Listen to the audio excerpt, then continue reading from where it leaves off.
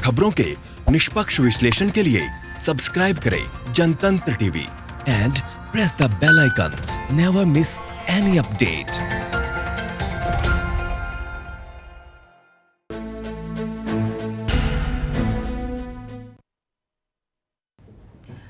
नमस्कार, मैं हूं आपके साथ दीपाली। आज बड़े खुलासे की बात करते हैं। ट्रांसफर और पोस्टिंग में भ्रष्टाचार कोई हैरान करने वाली बात नहीं है, लेकिन एक राज्य के सबसे बड़े पुलिस अधिकारी पर आरोप लगे हैं। सबूत भी हो और कार्रवाई ना हो, ये बात जरूर हैरान करती है। हम बात कर रहे हैं उत्तर प्रदेश के डीजीपी रह चुके ओपी सिंह की। ओपी सिंह अपने कार्यकाल में भी विवादों में थे और अपने रिटायरमेंट के बाद भी उन पर विवाद लगातार जारी है और वो थम नहीं रहा। ताजा विवाद जो है वो एसआईटी की रिपोर्ट से शुरू हुआ है, जिसमें ओपी सिंह पर तबादलों के खेल में शामिल होने का आरोप लगा है। हम करेंगे उत्तर प्रदेश में चले तबादलों के खेल की बात और इसमें आईपीएस अधिकारियों की भूमिका पर भी चर्चा करेंगे। ये भी जानने की कोशिश करेंगे कि ऐसे अधिकारियों पर कार्रवाई में आखिर सरकारें पीछे क्यों रहती हैं। लेकिन उससे पहले जानिए ये पूरा क्या है मामला, फिर करेंगे चर्चा। आरोपों के घेरे में आईपीएस अधिकारी, आरोप लगाने वाला भी आईपीएस अधिकारी, जांच आईपीएस अधिकारी के हवाले।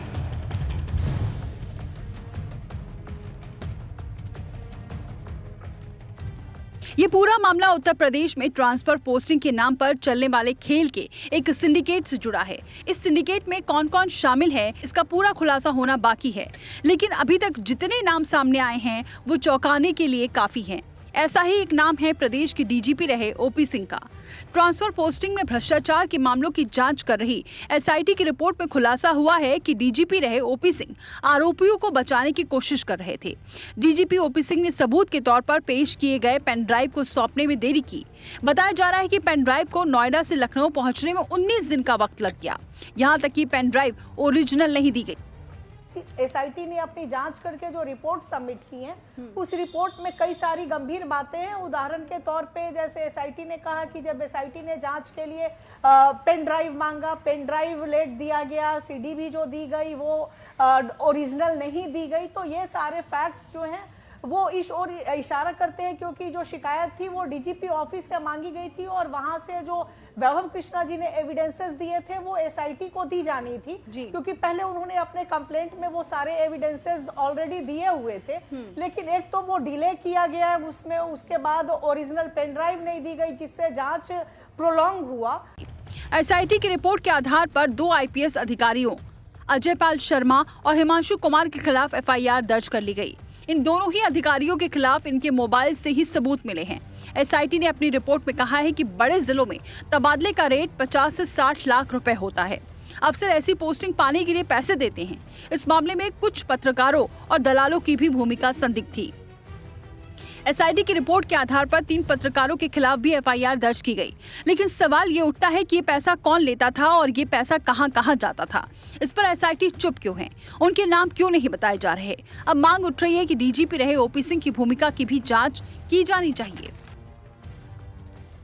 उस समय ओपी सिंह साहब डीजीपी थे और उनकी एक महत्वपूर्ण भूमिका रहती थी। जब जिन अधिकारियों को वो ओके करते थे कमिटी में, उसके बाद ही अधिकारी पोस्टेड होते थे। ऐसे में जब पैसे के लेन देन की बात एसआईटी ने वो कहा है कि जो चैट हुए और दोषी पाया इन अधिकारियों को, तो जाहिर तौर पे अगर ट्रांसफर पोस्टिंग को लेके कोई भी पैसे का लेन देन हुआ है तो केवल बिचौलिए तक वो सीमित नहीं रहा होगा, कहीं ना कहीं और भी पैसे वो गए होंगे। क्योंकि जो जांच रिपोर्ट आई उसमें जिले कहा गया कि मेरठ है, ऐसे जिलों में पोस्टिंग के लिए 60 से 80 लाख रुपए तक की बात कही गई।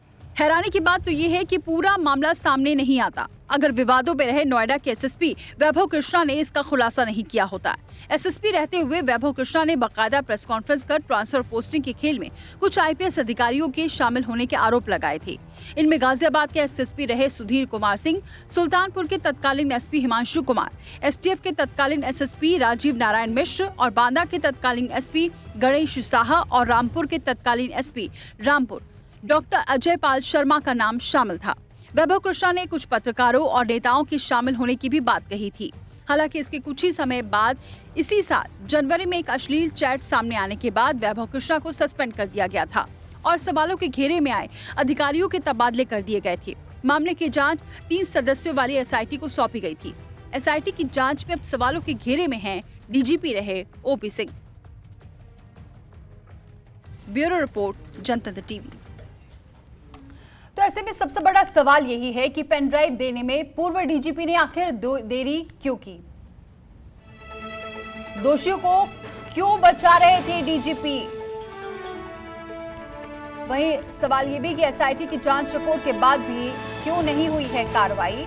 सिर्फ छोटे अधिकारियों के खिलाफ तो एफआईआर दर्ज हो जाती है, लेकिन बड़े अधिकारियों पर क्यों नहीं? किसे और कहां-कहां जाता था घूस का पैसा, ये अब तक साफ क्यों नहीं हो पाया है? तो सवाल यही उठता है कि भ्रष्टाचार चल रहा था, सबके सामने चल रहा था, एसआईटी में भी बहुत सारी चीजें सामने आ गई हैं, सबूत सामने आ चुके हैं, लेकिन उसके बावजूद भी अभी तक कार्रवाई नहीं की जा रही है। और इसमें कौन कौन शामिल था, इन तमाम मुद्दों पर हम चर्चा करते हैं। और हमारे साथ जुड़ चुके हैं महेश चंद्र द्विवेदी जी, पूर्व डीजीपी रह चुके हैं। बहुत स्वागत है सर हमारे साथ जुड़ने के लिए। हरिशंकर पांडे जी हमारे साथ जुड़ चुके हैं, पूर्व आईएएस रह चुके हैं। बहुत स्वागत है सर आपका भी हमारे साथ जुड़ने के लिए। और हमारे साथ जुड़ चुकी हैं सामाजिक कार्यकर्ता नूतन ठाकुर, जिन्होंने चिट्ठी भी लिखी है सीएम योगी को और इस पूरे मामले पर जांच की मांग उठाई है। सबसे पहले नूतन ठाकुर का ही रुख करते हैं। मैम, आपने ये चिट्ठी भी लिखी, मामला उजागर भी हुआ और अभी भी यहाँ पर सामने आने के बावजूद सब खामोश बैठे हैं और कोई भी इस पर आगे बढ़ने के लिए तैयार नहीं है। ऐसे में लगता है कि वाकई अब ये आगे जांच बढ़ेगी, क्योंकि पिछले दिनों में बहुत सारे मामले ऐसे आए हैं जिसमें एसआईटी के पास जांच गई है, लेकिन उसका बहुत कुछ हुआ नहीं है। एसआईटी पर से जितना विश्वास होना चाहिए वो दिख नहीं रहा। ऐसे में इस केस में आपको लग रहा है कि अब मामले को आगे बढ़ना चाहिए और केस अब बढ़कर पारदर्शिता के साथ सामने आना चाहिए, जो सरकार कहती है जीरो टॉलरेंस की बात?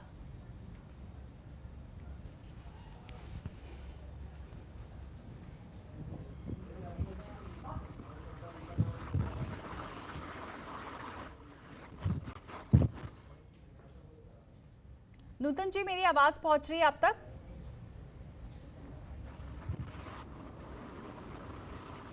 तो कुछ टेक्निकल खामी की वजह से बातचीत नहीं हो पा रही है, लेकिन अब हम हरिशंकर पांडे जी से का रुख करती हूँ। मैं उनसे पूछती हूँ, सर इतना बड़ा खेल होता रहा और ये बहुत पुरानी बात है, बहुत सारे लोग इस बात पर चर्चा करते आते रहते हैं कि ये ट्रांसफर पोस्टिंग के लिए ऐसे पैसे लिए जाते हैं और मनमर्जी से यहाँ पर पोस्टिंग की जाती है, जिसके चहेते होते हैं अधिकारी उनकी पोस्टिंग हो जाती है। लेकिन ये जब पूरा खेल सामने आ रहा है, फिर भी अगर इस पर कार्रवाई नहीं हो रही है, आंखें मूंदे सब बैठे हुए हैं, तो उसको किस तरह से देखते हैं आप?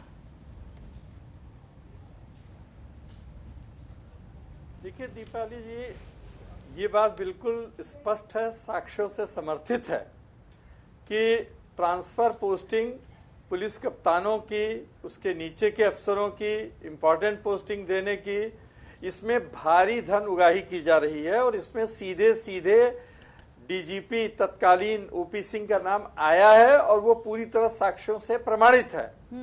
आप बताइए कि इतनी हिम्मत डीजीपी ओपी सिंह की पड़ गई है कि एसआईटी को वो मटेरियल नहीं दे रहे हैं और उसके बावजूद उन पर एक्शन नहीं हो रहा है। तो अगर उस पर एक्शन नहीं हो रहा है डीजीपी ओपी सिंह पर, इसका मतलब है कि उसको शासन का संरक्षण प्राप्त है। अब आप ये बताइए कि क्या ये संभव है कि एक रिटायर्ड डीजीपी और वो सरेआम 5-5, 6-6 आईपीएस अफसरों से पैसा लेकर तबादला किया गया है, उसका लोगों का किया गया, जिसमें अजय पाल शर्मा, सुधीर कुमार सिंह, हिमांशु कुमार, राजीव नारायण मिश्रा और सभी लोग शामिल हैं।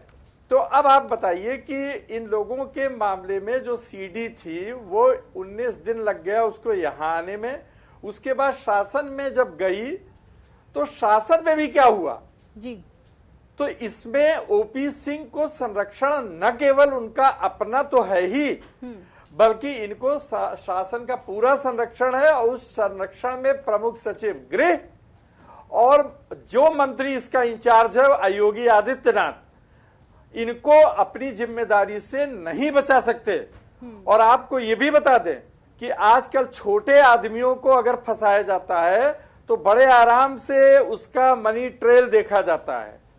ईडी भी घुस जाएगी, एनसीबी भी घुस जाएगी, फिर उसका सीबीआई भी आ जाएगी। लेकिन बड़े बड़े अफसरों के भ्रष्टाचार पर एसआईटी बनाई जाती है। क्या होती है एसआईटी? एफआईआर के बाद एसआईटी बनाने का मतलब है जिसने एसआईटी का आदेश दिया है उसको पहले सजा मिलनी चाहिए। अभी आप वहां का मामला देखिए जरा, महोबा का। जी। आप महोबा में बताइए, जिसके खिलाफ FIR हत्या की हो उस पर SIT जांच करेगी, वो गिरफ्तार नहीं हो रहा है। वही सवाल उठ रहा है। गिरफ्तार नहीं किए गए अभी तक। देखिए, जब प्रारंभिक रिपोर्ट स्पष्ट है तो इसका मतलब है कि ही इज अपराधी, और अपराधी को बाहर घूमने का कोई अधिकार नहीं है, चाहे वो DGP हो, चाहे मुख्यमंत्री हो, चाहे प्रधानमंत्री हो। आप बताइए, मनमोहन सिंह तक को तो जेल में भेजने की नौबत आ गई थी जी। कौन नहीं गया है जेल? और चिदम्बरम जो होम सेक्रेटरी थे भारत के, क्या वो नहीं गए? लेकिन ये OP सिंह किससे बड़े हैं? अवनीश अवस्थी किसी से बड़े हैं क्या? यही रहेंगे उस पद पर। चलिए बात बिल्कुल महेश चंद्र द्विवेदी जी भी, बिल्कुल महेश चंद्र द्विवेदी जी भी हमारे साथ हैं।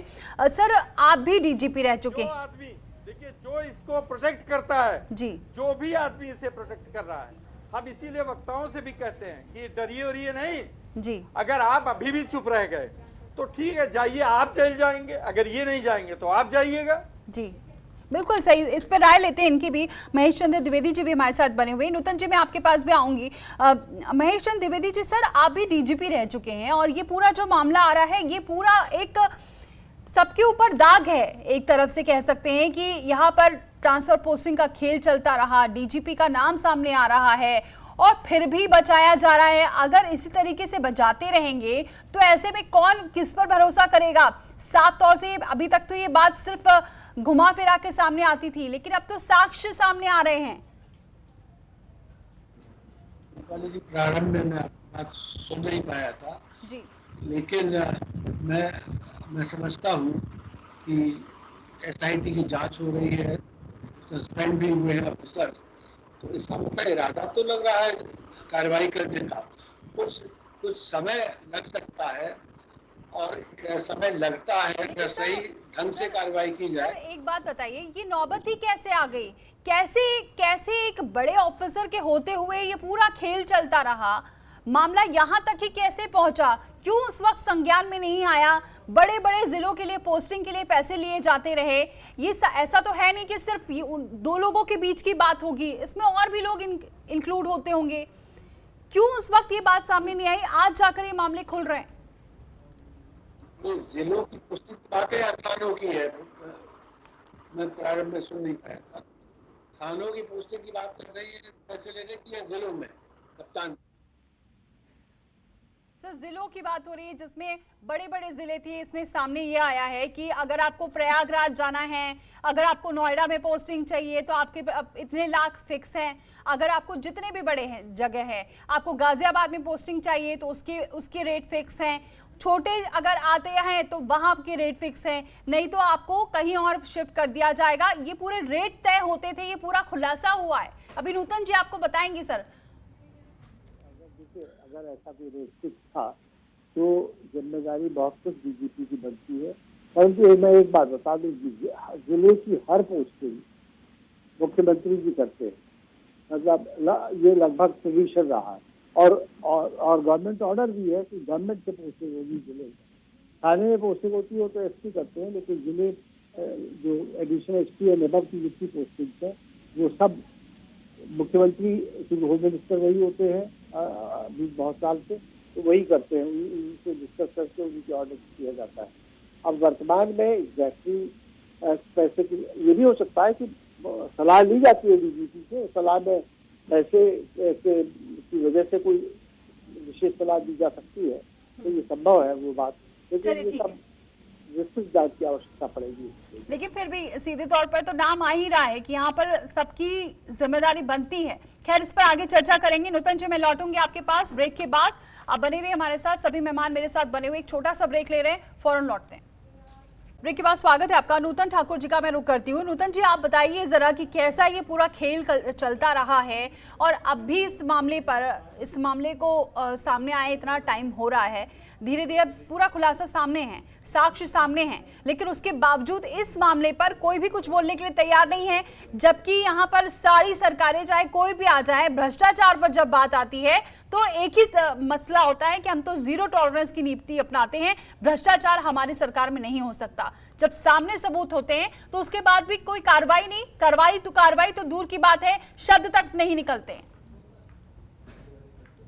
देखिए, जैसे इस पूरे प्रकरण की शुरुआत तब हुई जब श्री वैभव कृष्ण जी ने शासन को पत्र लिखा और ये अवगत कराया कि कुछ आईपीएस ऑफिसर्स हैं जिनको जिले के रेट फिक्स है और वहाँ पैसे देके ट्रांसफर पोस्टिंग की बात चल रही है, कराई है। उनकी शिकायत को दबा दी गई, कोई कार्रवाई नहीं हुई। बाद में जब मीडिया में ये चीज आई तो एसआईटी बना दी गई और एसआईटी को इस प्रकरण की जांच दी गई। जांच के बाद एसआईटी ने 2 अधिकारियों को दोषी पाया। ये भी पाया उसमें कि पैसे का लेन देन हुआ। ये भी पाया कि जब विवेचना के दौरान तब डीजीपी ओपी सिंह साहब थे, उन्होंने साक्ष्यों में छेड़छाड़ की, समय पे एविडेंसेस उपलब्ध नहीं कराए जो वैभव कृष्ण जी के द्वारा दिया गया था, पेन ड्राइव वगैरह को देने में डिले किया, जिसकी वजह से विवेचना लंबी खींची, वो जांच लंबी खींची। तमाम उनके ऊपर भी इंडिक्ट किए गए, लेकिन सवाल ये है कि उस एसआईटी रिपोर्ट के बाद 2 आईपीएस ऑफिसर्स के ऊपर एफआईआर लॉन्च करा दी गई, और कुछ जो पत्रकार जो उस समय दोषी पाए गए, जो उसमें सम्मिलित थी, उनके ऊपर भी कार्रवाई हुई, वो जेल में थे। सवाल ये है कि जब उस रिपोर्ट में ये कहा गया कि 70 से 80 लाख रुपए तक के लेन देन की बात थी, बड़े जिलों में पोस्टिंग के रेट तय थे और उसके हिसाब से पोस्टिंग होती थी, तो कोई एक मीडिएटर है तो इतना पैसा लेता होगा। अगर इन अधिकारियों ने पोस्टिंग के लिए पैसे दिए तो कहां तक ये पैसे गए, इस चीज की भी जांच होनी चाहिए थी। क्योंकि उस समय ये कहा जाता है कि जो भी पोस्टिंग आईपीएस ऑफिसर्स की होती थी, तो भले जो कमिटी बनी है पोस्टिंग के लिए, लेकिन ओपी सिंह साहब की महत्वपूर्ण भूमिका होती थी उसमें। वो चाहते थे उन अधिकारियों की पोस्टिंग वहां होती थी। इनमें एसआईटी जिन अधिकारियों की जांच कर रही थी, जांच के दौरान भी उन अधिकारियों को बचाने के कई सारे साक्ष्य ओपी सिंह साहब के विरुद्ध आए थे। उसके बाद एसआईटी ने अपनी रिपोर्ट में भी इस चीज की पुष्टि की कि जब साक्ष्य देर से दिया गया, मांगने पे डिले किया गया, ये सारे तथ्य खुद एसआईटी की रिपोर्ट ने शासन को सौंपी है। तो 2 अधिकारियों पे तो एफआईआर हो गई, लेकिन वो पैसा कहाँ तक गया, कहाँ तक पहुंचा, क्योंकि अधिकारियों ने खुद ब खुद तो अपनी पोस्टिंग कराई नहीं होगी वहाँ। अगर पैसा गया चला है तो इस पूरे मामले की जांच होनी चाहिए कि ये कहाँ तक गया। तभी शायद ये जो पुलिस ऑफिसर्स के ट्रांसफर पोस्टिंग का खेल है, एनेक्सेस है, और आमतौर पे सबसे महत्वपूर्ण बात है कि ये बातें अक्सर चर्चा में रहती थी, लेकिन अब खुद सरकार की तरफ से ये साक्ष्य आए, जांच में ये चीजें आई, तो इस नेक्सस को तोड़ा जाना चाहिए और जो भी इसमें दोषी पाए जाते हैं उन पर सख्त कार्रवाई की जानी चाहिए। ऐसे केवल 2 अधिकारियों पे एफआईआर, क्योंकि ये तो जिनके विरुद्ध साक्ष्य आए, लेकिन ऐसे तमाम मामले होंगे जिसपे इन्वेस्टिगेशन की जरूरत है। बिल्कुल, यहाँ पर हरिशंकर पांडे जी, सर यही बात होती है, हम कितने भी केस अभी उठा के देख लें पिछले कुछ दिनों में भी, इसमें भी यही देखा गया है कि कुछ अधिकारियों पर गाज गिरा दी जाती है, या फिर कुछ ऐसे होते हैं जो निचले लेवल के होते हैं, उन पर यहाँ पर अगेंस्ट कार्रवाई उनकी कर दी जाती है, लेकिन उसके बाद वो मामला ठंडा पड़ जाता है, लोगों को लगता है हाँ इसमें कार्रवाई हुई है और इस पर कार्रवाई आगे जारी है। लेकिन असली मसला यही है कि जो मेन कल्प्रिट है, कौन कौन इसमें शामिल है, उनका नाम गायब हो जाता है, जबकि साफ सामने आ रहा है कि कौन है इसमें इन्वॉल्व, लेकिन उसके बावजूद कोई कार्रवाई नहीं। 2 एफआईआर कर ली, पत्रकारों पर एफआईआर दर्ज कर ली, उस पर भी एफआईआर के बाद वो कब छूट जाए, क्या हो जाए, किसी को नहीं पता। देखिए ऐसा दीपाली जी, हम ये देख रहे हैं कि यहाँ पे न पुलिस अफसर को सीआरपीसी का पता है, न यहाँ पे आईएएस अफसर जो यहाँ कंट्रोल कर रहे हैं जी। अगर सीआरपीसी और आईपीसी का अगर प्रावधान पता होता तो एफआईआर के बाद एसआईटी गठन करने का कोई प्रावधान नहीं है। ये टोटली गलत तरीका है। जैसे ही एफआईआर हुई वैसे ही ये मामला इन्वेस्टिगेटिंग ऑफिसर के पास जाता है और उसके बाद ये सीधे कोर्ट के नियंत्रण में आ जाता है जी। मजिस्ट्रेट को छोड़कर, जुडिशियल मजिस्ट्रेट को छोड़कर किसी की हिम्मत नहीं है कि उसको उस पर हस्तक्षेप करे। ये जितने एसआईटी के मेंबर हैं दे आर इक्वली रिस्पॉन्सिबल, क्योंकि इनको कोई अधिकार नहीं है। ये कैसे जांच कर रहे हैं? जिसके खिलाफ एफआईआर हुई है, पाटीदार के खिलाफ एफआईआर हुई है, उनको जेल जाना चाहिए। अगर एफआईआर हुई है अजय पाल शर्मा के खिलाफ तो उनको जेल जाना चाहिए। तो सर ये कैसी लेकिन कार्रवाई ताज्जुब हो है रही है कि यहाँ पर यहाँ पे कोई कार्रवाई नहीं होगी और न होगा, क्योंकि मनी ट्रेल बहुत लंबा है। और मनी ट्रेल जो है, मनी ट्रेल केवल डीजीपी तक सीमित नहीं है, ये डीजीपी से, होम सेक्रेटरी से होता हुआ, चीफ मिनिस्टर से होता हुआ केंद्र सरकार तक जा रहा है। और आपको हम एक बात और बता दें जी कि वर्ष 2013 में सुप्रीम कोर्ट ने इस स्पेसिफिक गाइडलाइंस दिए थे कि आईपीएस और आईएएस के ट्रांसफर के लिए क्या प्रक्रिया अपनाई जाएगी। उसके कंप्लायंस में भाजपा सरकार आने से पहले ही कांग्रेस की सरकार ने, डीओपीटी ने जनवरी 2014 में एक निर्देश जारी किया था कि कोई भी ट्रांसफर पोस्टिंग बिना सिविल सर्विसेज बोर्ड के नहीं रखा जाएगा, होएगा ही नहीं जी। आईपीएस के ट्रांसफर के लिए चेयरमैन जो है वो बोर्ड ऑफ रेवेन्यू का मेंबर है, चीफ सेक्रेटरी है, होम सेक्रेटरी है और 2 लोग एक्स्ट्रा है जिसमें डीजीपी साहब भी है सदस्य के तौर पर। अब आप ये बताइए कि जब सरकार आमादा है कि हमें संवैधानिक संस्थाओं को नहीं मानना है, हमको न तो मानना है सुप्रीम कोर्ट का ऑर्डर, ना हमको मानना है डीओपीटी का ऑर्डर, तो चाहे जो करे।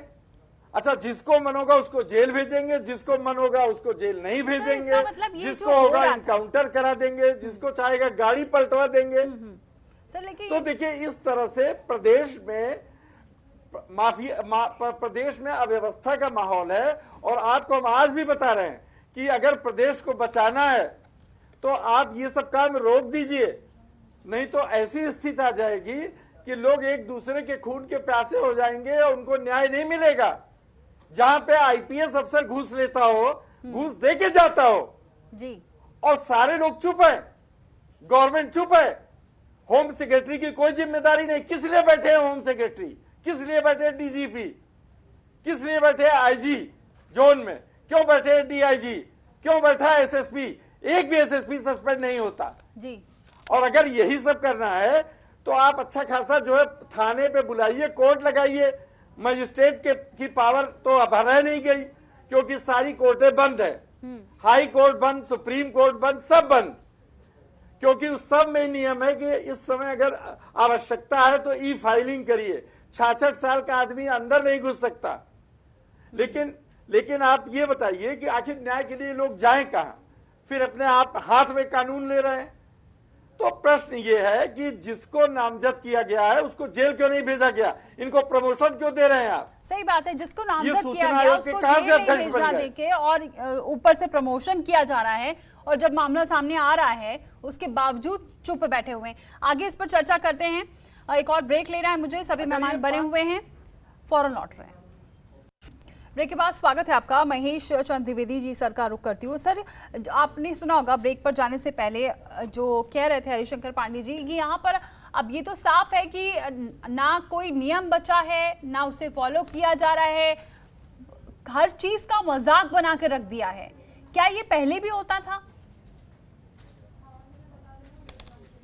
तो पहले भी हमेशा ही होता रहा है। दूसरी बात ये भी है कि कुछ नियम, हमारे कानून भी ऐसे हैं जिसमें मजबूरी भी हो जाती है। अगर हम कानून से एग्जैक्टली चले, जैसे कोई आदमी अगर 2 मर्डर कर दे और पकड़ जाए, जेल में चला जाए और उस पर केस भी चल रहा हो, फिर भी वो एमएलए हो जाता है, मंत्री भी हो जाता है और उसको कोई रोक नहीं सकता जब तक कि उसे कोर्ट से सजा न हो जाए। कुछ ऐसी स्थिति थोड़ी बहुत सर्विस के नियमों में भी है कि अभी जिन अधिकारियों के खिलाफ एफआईआर लिखी गई है, ये आवश्यक नहीं है कि वो सबसे पहले अरेस्ट कर लिए जाए, पहले जांच होनी चाहिए। अगर प्रथम दृष्टया सबूत मिलता है तो सर, सबूत मिल चुका है, एसआईटी में सबूत है, क्या ये पर्याप्त नहीं है? नहीं, विवेचना में विवेचक को सबूत मिलना चाहिए। जो विवेचना करता है वो, उसको सबूत अगर मिलते हैं तो वो तब वो अरेस्ट करना चाहिए उसको। ऐसे नहीं एकदम किसी के खिलाफ, अगर कल प्राइम मिनिस्टर के खिलाफ कोई एफआईआर लिखा दे तो अरेस्ट थोड़ी कर लेगा कोई आदमी। तो इसी तरह ये अप्लाई सभी पर करना चाहिए, इक्वल राइट है सभी व्यक्तियों का। अब ये जरूर है कि ऐसा प्रतीत होता है, एसआईटी की रिपोर्ट है, तो ऐसा बहुत कुछ सही होगी, वो मैं अवश्य में समझता हूँ कि बहुत कुछ सही होगी। तो सख्त कार्रवाई लोगों के खिलाफ होनी चाहिए, इन्हें सजा मिलनी चाहिए और डिसमिस भी होना चाहिए, लेकिन प्रक्रिया को हमें फॉलो करना होगा। हम प्रक्रिया को ओवरलुक नहीं कर सकते। जी। एक बात प्रमोशन की आई, विवेक ये अवश्य कहता है कि प्रमोशन नहीं होना चाहिए ऐसे व्यक्ति का। हालांकि फिर भी अगर हम नियम में जाए तो क्योंकि अभी चार्जशीट नहीं लगी है तो उसमें प्रमोशन भी हो जाता है। मतलब अगर हम सर्विस नियम के सर ये बताइए, आप जब थे डीजीपी, कभी ऐसा होता था कि आप पर ये दबाव बनाया गया हो कभी कि हम यहाँ पोस्टिंग चाहिए या कहीं और चाहिए ट्रांसफर पोस्टिंग, या फिर कहीं और से दबाव बनाया जाता हो, सरकार की तरफ से कभी ऐसा दबाव बनाया गया हो कि भाई ये ऑफिसर हमें चाहिए, ये इसका यहाँ ट्रांसफर कर देना चाहिए, कभी ऐसा था कि ये सब अभी देखने को मिल रहा है? मैं बता, देखिए ऐसा है कि जो हायर लेवल की पोस्टें हैं, एडिशनल एसपी एंड अबव और बहुत से डिप्टी एसपी की, उनका निर्णय में बहुत कम हाथ डीजीपी का रहता रहा। ये हमेशा की बात है, आज की नहीं है। उसका निर्णय मुख्यमंत्री स्तर से ही होता है। दबाव वहां से आता है, हम पर दबाव नहीं आता था। हम जानते थे कि उस दबाव से फर्क नहीं पड़ेगा, लेकिन जब एमएलए मुख्यमंत्री जी को घेर लेते हैं तो मुख्यमंत्री जी की अपनी मजबूरियां हो जाती हैं और दूसरे उनके इंटरेस्ट भी हो सकते हैं। तो ये मुख्यमंत्री हमेशा ये हायर लेवल की पोस्टिंग शासन में ही तय होती है, बल्कि इंस्पेक्टर की पोस्टिंग भी यह है कि कानून अधिकार नियम के अनुसार डीजीपी का है, लेकिन बहुत कम डीजीपी ऐसे हैं जो कर पाते हैं। मैं भी नहीं कर पाता था, जो करता था तो गवर्नमेंट से ऑर्डर आ जाता था कि दीज आर ऑल कैंसल्ड और इसको रिवाइज करेंगे और फिर सरकार का हस्तक्षेप रहता था। ठीक है, नूतन जी आप कुछ कहना चाहेंगी? द्विवेदी साहब की बातों से सहमत हूँ, क्योंकि हमारे यहाँ एक रूल ऑफ लॉ है, एक विधिक प्रक्रिया है। एफआईआर के बाद तो जो प्रॉपर इन्वेस्टिगेशन होगा, जो चीजें आएंगी, साक्ष्य आएंगे, उसके अकॉर्डिंग कार्रवाई होगी।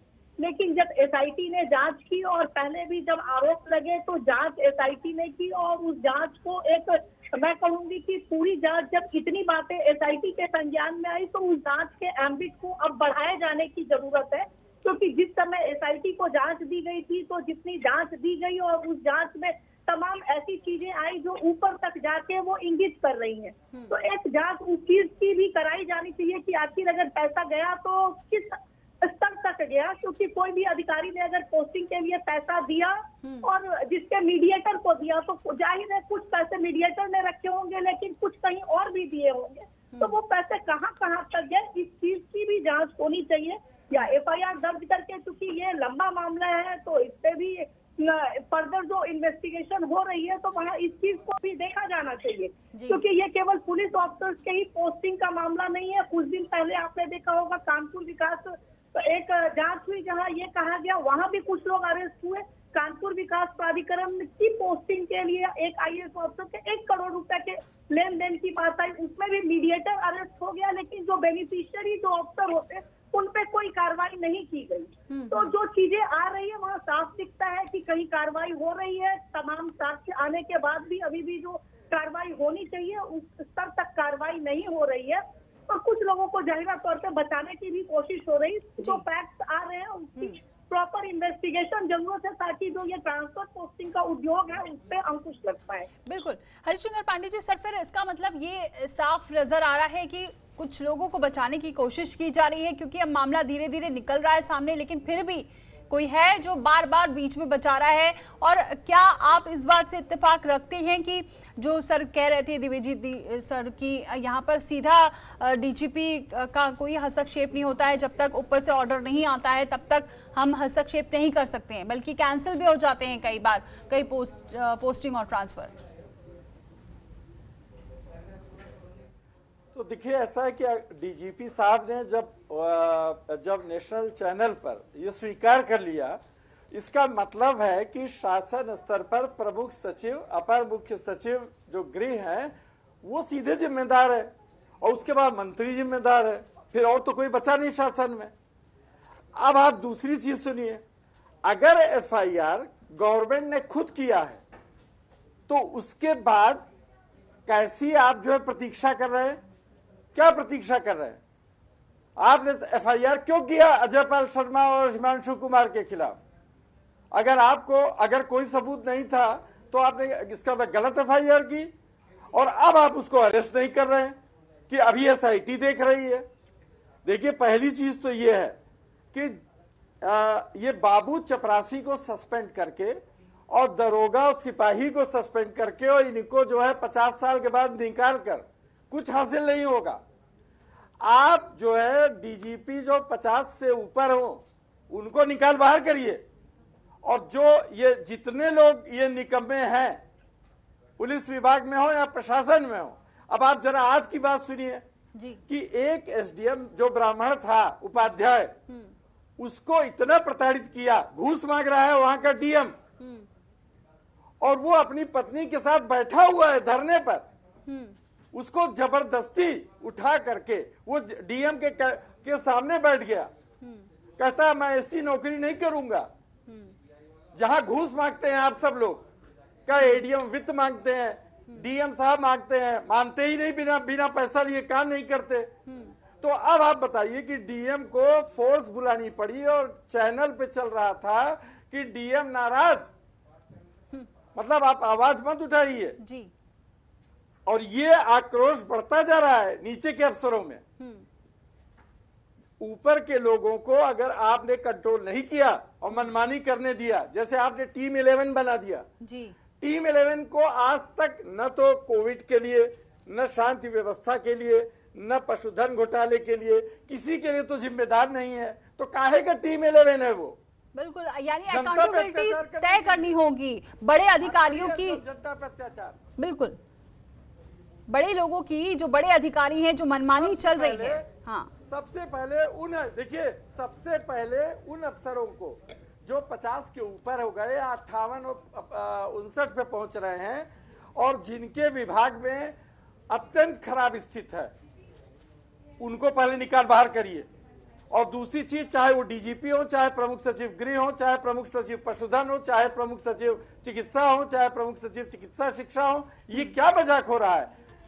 वह आप देखिए बहराइच में पैसा खा लिया गया पूरा, वहां मेडिकल कॉलेज बन रहा है, पैसा आप खा रहे हैं। आप देखिए खरीद हो रही है कोविड की, उसमें पैसा खा रहे हैं, लेकिन आप एक्शन किस पे लेंगे? बाबू, चपरासी, सिपाही, दरोगा, अरे ये क्या है? इन्हीं को कंट्रोल करने के लिए डीजी स्तर तक का आदमी बैठा हुआ है, डीजी नहीं जाता है। सही कह रहे हैं आप सर, रोकूंगे मैं आपको। तो मेरे पास ये आदमी जो आपका ओपी सिंह है जी, देखिए ओपी सिंह को संरक्षण है पूरा है, और पूरे नीचे से ऊपर तक उस आदमी को अब बताइए प्रोन्नति दे गए। ये क्या कर, ये सूचना क्या देंगे सरकार के खिलाफ, जब ये खुद ही भ्रष्टाचार में लिप्त है? वहां भी भ्रष्टाचार करेंगे ये। बिल्कुल, ये भ्रष्टाचार पर लगाम लगाने की जरूरत है, और यहाँ पर जब साक्ष्य सामने सारी चीजें हैं और नियमों को आगे करके यहाँ पर अब कार्रवाई करने की बारी है, और लगातार घूस की जो खबरें आ रही हैं, अगर इस पर अब सरकार सख्त नहीं हुई तो आगे चलकर सरकार को ही इसको नुकसान उठाना पड़ेगा। इसलिए बार बार यहाँ पर आगाह किया जा रहा है, क्योंकि जिस तरीके से लगातार मामले सामने आ रहे हैं उत्तर प्रदेश में, ऐसे में अब सरकार को देखना होगा इन बड़े जो अधिकारी हैं जो वाकई यहाँ पर साख पर बट्टा लगा रहे हैं, उन पर कार्रवाई करने की बेहद जरूरत है। बहरहाल बहुत बहुत शुक्रिया आप सभी मेहमानों का हमारे साथ जुड़ने के लिए और इस चर्चा में शामिल होने के लिए। यहाँ फिलहाल एक छोटा सा ब्रेक, फौरन लौट रहे हैं। खबरों के निष्पक्ष विश्लेषण के लिए सब्सक्राइब करें Jantantra TV and press the bell icon. Never miss any update.